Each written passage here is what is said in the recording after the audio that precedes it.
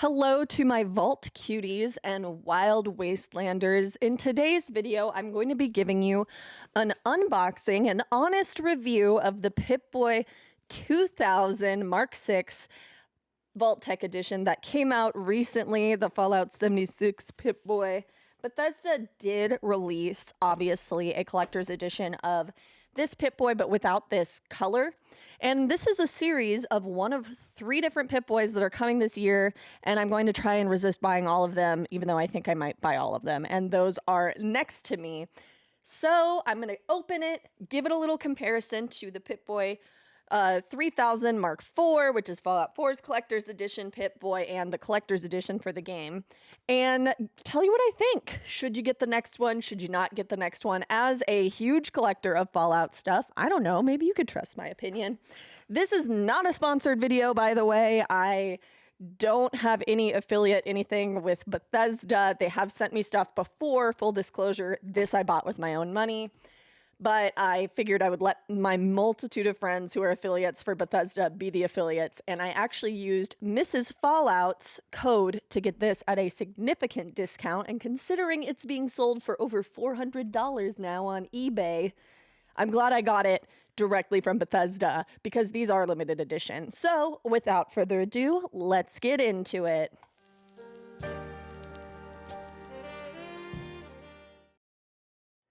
Okay, so this is the Vault-Tec version. It has been sitting on my desk for a week now, maybe longer. It arrived in a effed up box, okay? The box was smashed, and I was like, oh no, is the Pip-Boy gonna be okay? And it looks okay. I mean, there is absolutely no damage. There's like a little dent, but no damage to the box, it seems, which was encouraging. So, you know, I was encouraged by that, and I was not fearful. I haven't opened it yet to double check, so it would be really embarrassing unboxing if I opened it and it was effed up on the inside, but so far, so good. Ooh, this is nice. Okay, so it comes with, it looks like a little bit of instructions in this nice plastic. This is nice. This is really nice packaging. I think overall, like the exterior, I was like kind of like because it's a little bit pixelated, which I was a little disappointed about, but the interior so far so good. This is pre-assembled, unlike the previous collector's edition that they did for Fallout 76. Now, that wasn't the collector's edition for the game. That was the helmet, which I do have. And I always regretted not getting the collector's edition Pip-Boy, but I was like, it's not the collector's edition for the game. I don't need it. I should have gotten it. I felt really silly for not getting it.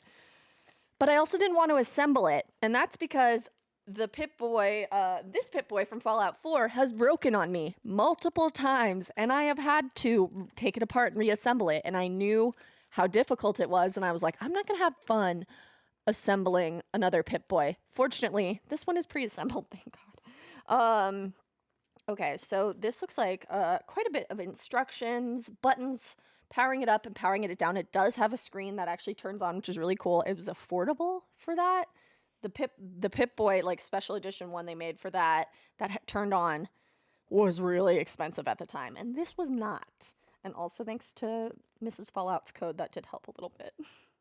So far, interesting. What's odd about this is it is incredibly pixelated. Like, this is not a vectorized or high quality image, which is like what is also on the exterior. I was like, that's kind of discouraging.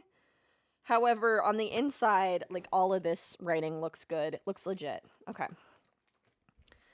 Next, for whatever is in here, I do not know. Oh.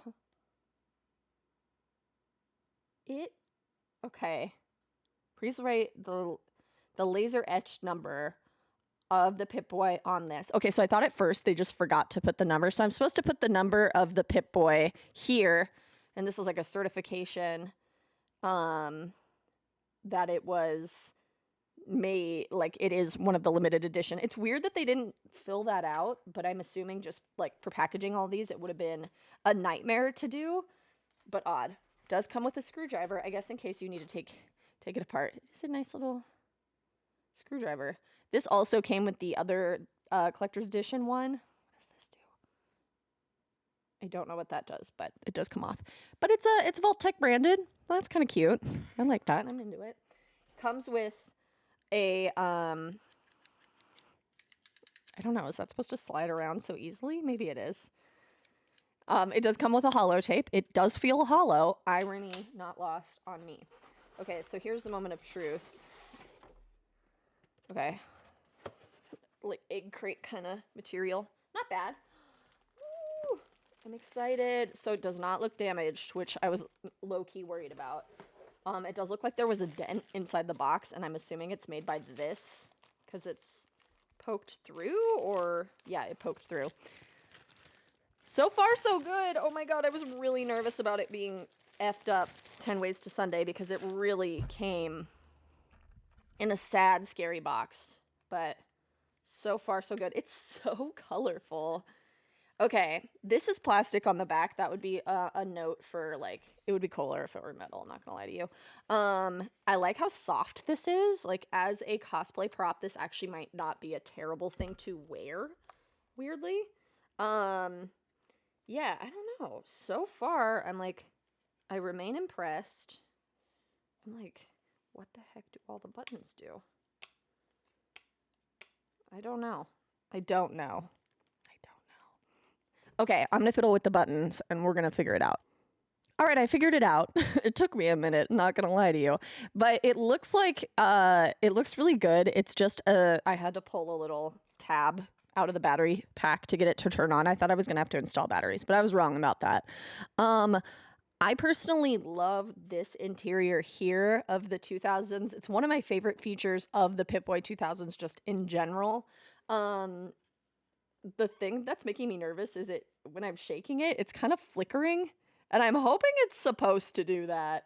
I feel like, yeah, that's intentional, right? I don't know. Oh my god, that's low-key making me nervous. I got a dud. Did I get a dud? Is it supposed to flicker? Adjusting the dial pointer. Ejecting the holotape. I feel like that's I don't know. It does flicker for sure. I do feel like that, or at least I'm hoping, and I'll do more research. That's like an intentional thing for them. They're like, oh, you know, it flickers. It's supposed to flicker. It's a wasteland thing. Blah, blah, blah. That's my hope. These buttons, purely ornamental. They do nothing. This, not fully sure, appears to do nothing. This is the button that turns it on and off. This button, I think, has something to do with the holotape, but we're going to confirm that. Yeah, I don't know. This is complicated. Once again, pausing. My god, there is a learning curve here. Okay, I figured out how to open up the holotape compartment, and apparently the flickering is intentional. Allow me to read.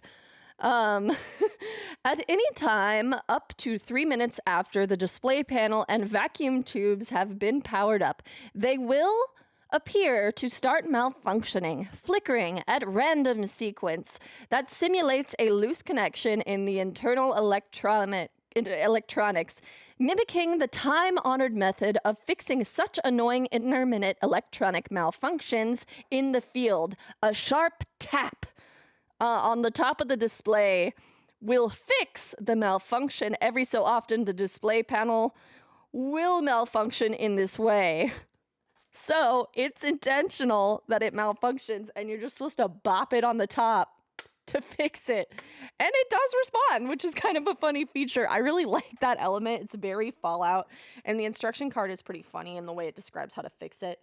And then to pop this out, you have to push in these two buttons on either side, which I had a hard time doing. I don't have any fingernails, and I think that would help pushing it in. But that's how you get the holotape in and out. I will say, I mean, that's a snug fit, y'all. I don't know. Is it supposed to go in the other way? That seems wrong. We're going to try it the other way. Yeah, that fits better. It's still a snug fit, and it's kind of like springy, but it does work. You do get that like nice mechanic of looking at a holotape in there. I don't think I'll be opening and closing that too frequently because these are plastic, and they seem like they could easily get stuck in there. They just snapped into place. Well, one side did. Okay, the other did. Overall, though, I think it's a nice look. It's a nice feel. A lot of the buttons are tactile in a certain, like, you can Can you hear it? I don't know. My mic does filter out some noise. These dials will move up and down with you twisting them. Clearly, you're not going to change the screen because it's just a backlit screen. I do like that feature a lot. I think it's pretty funny. I love the hand, like this cushioning in here. That is incredibly nice. So that is a great feature. And overall, I'm going to give it a 9 out of 10. The only thing I would have liked is having it be able to change the screen, which it's not going to do. That would have made it a lot more expensive. So now I kind of understand a little bit better why it was at such an affordable price point, because it really was not terrible to get, which was very nice. But let's compare it to the other collector's edition of the Pip-Boy. This one, which is the one you were supposed to put your cell phone into, and you really, honestly, you can't have, it's hard to find a cell phone that's going to fit in here in this day and age. I actually do have one of the phones that would fit in here. I just need to get a new battery for it because it's swelling as older batteries start to age. The big differences that I will note is this, even though I have had to take this apart and fix it because of this exact issue right here, you can see it, the button gets pushed in. And the only light that happens on here other than when you have the phone app is that one, and the top one, which again on mine is pushed in. This is metal, and it did have this like strap in here to adjust to your hand. And this was foam. So quality-wise, and also obviously you snap it around that way as opposed to having the cloth with this which is not metal except one little piece on it. A little bit more flimsy, but this feature of the cloth, I mean, if you're going to cosplay in something, I think this is going to be vastly superior, honestly. Oh, there's a scratch on it. That makes me sad. I'll fill it in with Sharpie. Sharpie's great for filling in scratches, by the way, on certain things. Like if you can match the color relatively well, it looks pretty good. I don't know where the collector's edition thing is etched on here. I'll try and find it. Overall, I'm going to say that this shiny plastic looks a lot cheaper. And it just is, it's low-key better. This one is a lot better. And this was a lot more expensive. Obviously, it came with the box and the game. But I think I gotta give it to this one, and I'm definitely gonna consider buying at least the Enclave one, which you can see next to me, because it is really nice looking. I love that it came with a holotape. I love that it came with this card. I still need to fill it out. And screwdriver. This one, I think Bethesda is honestly upping their game on the look and feel of these. The only thing I will note is this is metal, and that is a little bit nicer. It did not, unfortunately, come with a display stand like this one did. That's what it's sitting on in there, a little stand. So you'll have to find the one that went with the other limited edition from when 76 came out. But other than that, this is an incredibly amazing product. I have been critical of Bethesda in the past, Bethesda Gear Store, and I like this feature is amazing. That's so much fun. So I think they did a really good job. I'm definitely going to be keeping an eye out for when these other two ones drop, which are later in the year, and get them. God, justifying spending like $400 on all three of these. But I kind of want to because they look cute and they're really nice. And I was not expecting the quality, to be honest with you, for the price. And this is high quality, and then this will make a really cool display piece, like even in the background of my videos. I'll just need to figure out a stand situation for it. But overall, like I said, 9 out of 10. Well done, Bethesda. This is amazing. Thank you for releasing products that are like great for fans and cute and fun and not gimmicky. Like, I don't think this is a gimmick. This is a great product for a fan. There's been products in the past where you're like, it's kind of a gimmick. I don't know if I need like a Sugar Bomb soap dish or something like that. This is not that. This is amazing. As a collector, I'm really excited about it. But let me know what you think in the comments. Will you be getting one? Do you want one? And have a wonderful day, Wastelanders. Stay safe.